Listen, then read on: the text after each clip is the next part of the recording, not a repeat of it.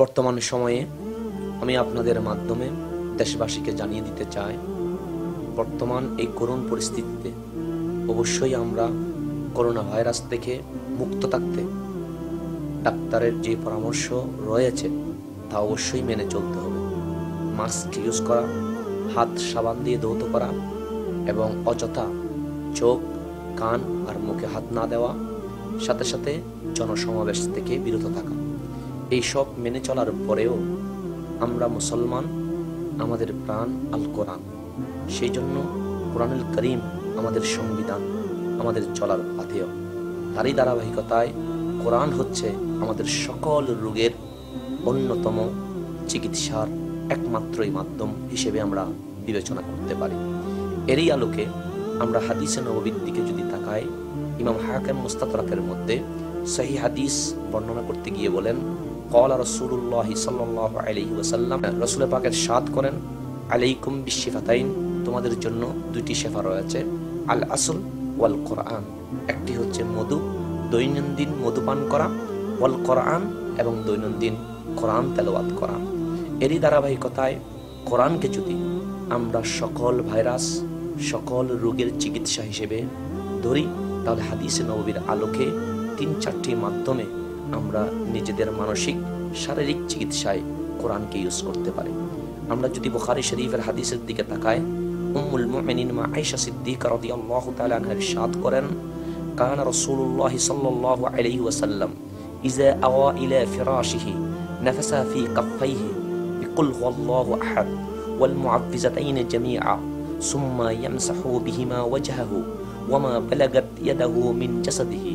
মা আয়েশা রাদিয়াল্লাহু তাআলা আনহা বলেন, যখন রাসূল আরবি সাল্লাল্লাহু আলাইহি ওয়াসাল্লাম সকল দিনের ক্লান্তি শেষ করে বিছানার দিকে আসতেন, তখন রাহমাতুল লিল আলামিন দুই হাতকে পরিষ্কার করে সূরা ইখলাস তথা কুল হুয়াল্লাহ শরীফ এবং সূরা ফালাক তথা কুল আউযু বিরাব্বিল ফালাক, সূরা নাস তথা কুল আউযু বিরাব্বিন নাস, এই 3 সূরা পাঠ করার পরে আপন দুই হাতে ফুঁক দেওয়ার পরে উনি মুখমণ্ডল এবং আপন বক্ষ মোবারক এবং যতটুকু হাত যেত ততটুকু উনি মসাহ করতেন। এটি প্রতিদিনই করতেন। কিন্তু মা আয়েশা বলেন, ফালাম্মা ইশতাকা, যখন রাসূল পাক অসুস্থ হয়ে গেলেন, কানা ইয়ামুরনি আন আফআলা যালিকা বিহি, তখন রাসূল আরবি সাল্লাল্লাহু আলাইহি ওয়াসাল্লাম মা আয়েশাকে আদেশ করলেন তিনি যেন সূরা ইখলাস, সূরা ফালাক এবং সূরা নাস পাঠ করে রাসূল পাককে নিয়মিত ফুঁক দেন। সুতরাং আমরা দেখলাম বুখারী শরীফের হাদিস, রাসূল পাক নিজের চিকিৎসা করতেন কুল হুয়াল্লাহ শরীফ, কুল আউযু বিরাব্বিল ফালাক, কুল আউযু বিরাব্বিন নাস দিয়ে।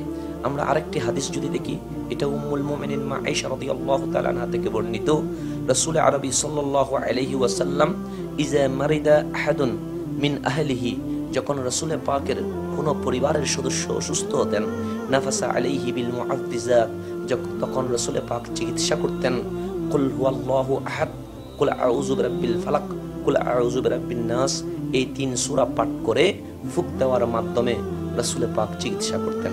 সুতরাং আজকে ভাইরাস থেকে মুক্ত থাকতে যদিও আমরা ডাক্তারের পরামর্শে মাস্ক ইউজ করব, সাথে সাথে আমরা দুই হাতকে ভালো করে ধৌত করে কুল হুয়াল্লাহু আহাদ, কুল আউযু বিরাব্বিল ফালাক, কুল আউযু বিরাব্বিন নাস পাঠ করে উভয় হাতে ফুঁক দিয়ে মুখমণ্ডল এবং বক্ষ সহ আপন হাত যেখানে যায় সেখানেই আমরা মালিশ করব, তাতে করে ভাইরাস থেকে ইনশাআল্লাহ আমরা মুক্ত থাকব।